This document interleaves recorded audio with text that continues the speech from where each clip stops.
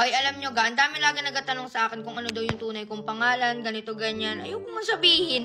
Hala, attitude. Yung inatanong, ayaw nyo ganung kamangyan na lamang, ganyan. Sabihin ko na nga sa inyo, ang pangalan ko talaga ay Mercedes Lasap. Hala!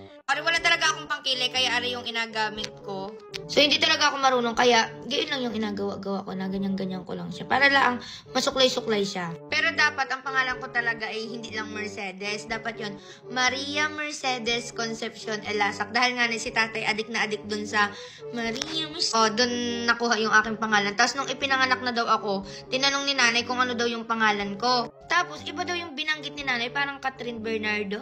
Ay, hindi. Basta may binanggit si tatay na ibang pangalan, pero natandaan ni nanay na sabi nga ni tatay, once na magkaanak ako ng babae, ang ipapangalan ko sa kanya ay Maria Mercedes Concepcion Elasac. So, sabi ni nanay, naku, baka kung anong mangyari, dapat ay may masunod man lang dun kahit isa. So, ang natandaan lang ni nanay dun ay Mercedes. Pero buti na lang, hindi yun yung pangalan ko dahil nga kung ganun kahaba, ababe, hindi kasi naman dun sa papel. So, yun yung pangalan ko, tapos ang dami kong palayo. Ang palayo ko talaga ganda.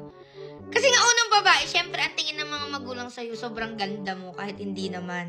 Hindi lang yun, ang dami pa, diday, dudes, ganyan yung mga palayaw sa akin. Tapos yung nabanggit ko dun sa Tony Talks na sabi ng kapitbahay namin, sabi ng anak ng kapitbahay namin, bakit ganda yung pangalan yan, hindi naman yan maganda. Kurutin kaya kita sa ano? Man. Yan. Di ka sinama ko kayo kasi nga may apuntahan ako. May apuntahan na naman. O yan, malinis na. Yung kilay okay na din. Okay na yung ganyang ganda.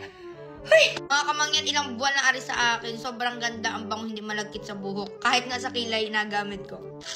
So, yun lang. Bye!